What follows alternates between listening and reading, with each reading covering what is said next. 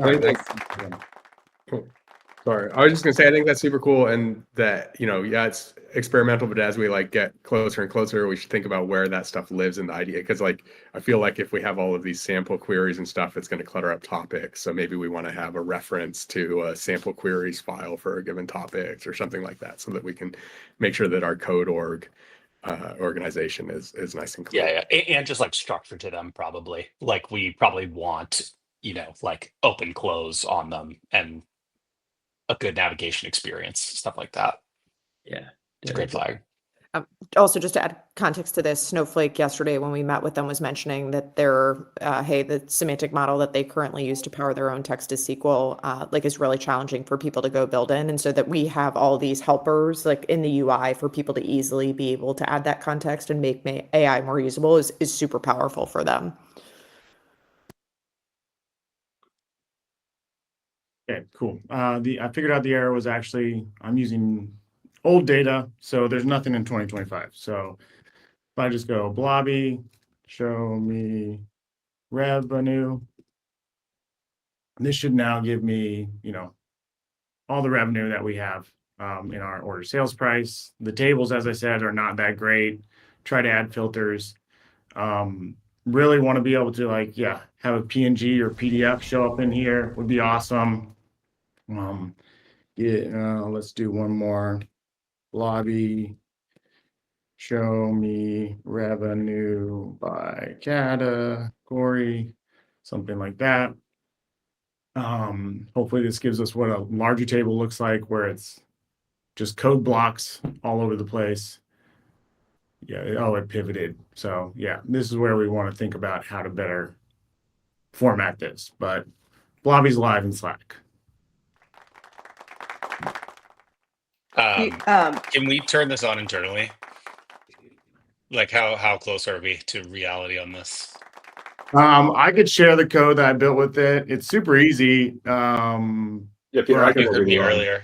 Sharing the code doesn't do anything for me. Yeah. All right.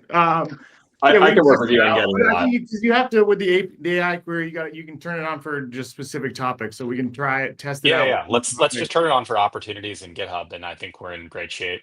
I literally use it every day, and the core challenge is often that mobile is actually probably the trickiest spot for it, just because of layout. So Slack would be ideal. Peter, do you mind talking about just how you did it, like what endpoints you used and what you did? Just did like cursor, kind of how you showed us yesterday, where I was like, hey, let's build a Slack app, and then I just did a hello world app, and then I went back to cursor and said, use the AI query endpoint and use the query endpoint, return the results from the query endpoint for me, and kind of iterated on the errors as I saw them. And it was literally just those two. And first I was trying to send it back as CSV, and it kind of got there. But then I just abandoned that because I guess it's not as useful, because then you're doing a two-step process to actually see the data. I wanted to actually see it right in there. But yeah, it's just those two endpoints and that's it. Nice. Is that the same? Are those similar to the endpoints that we use for like the chatbot? Or because I've been just thinking, like, the chatbot is already building so many of those features. Is there a way that chatbot could just be interfaced through Slack as opposed to through the web UI? The thing I want to be careful about is that Slack does not have like a web browser. So like the table rendering, for example, is going to be a big problem. Mhm. And I would prefer that we are actually not doing PNGs. Like it's a good stopgap because they look prettier. It's bad because you can't copy them.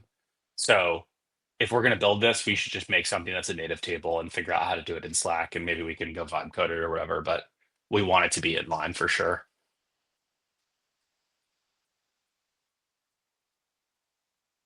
Yeah. So open to suggestions on how to figure out how to format that table in there. This has to be solved. We'll figure it out. One last question for somebody that knows things, probably Chris or Jamie, but if we were to go productize this thing, like to build this for realsies, I imagine there's like an off piece, like if we wanted to do this for customers, not just to go deploy this for us on Slack where we're not hard coding our API key, right? Yeah, you would you would have a Slack app that handles like the handshake to generate an API key and so forth. There's a good process for that, but it's a bit of work. Yeah, Okay. basically, it'd be OAuth from Slack into Omni. How much can we use like the Slack integration Corey already built with some of that handoff? I'll let Corey answer that.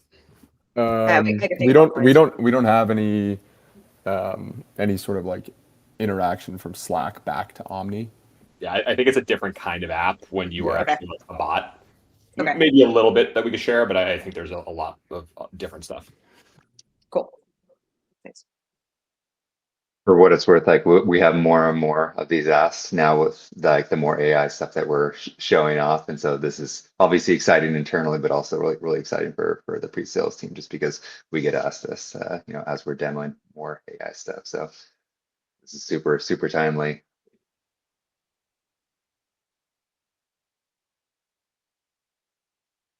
Okay, I'd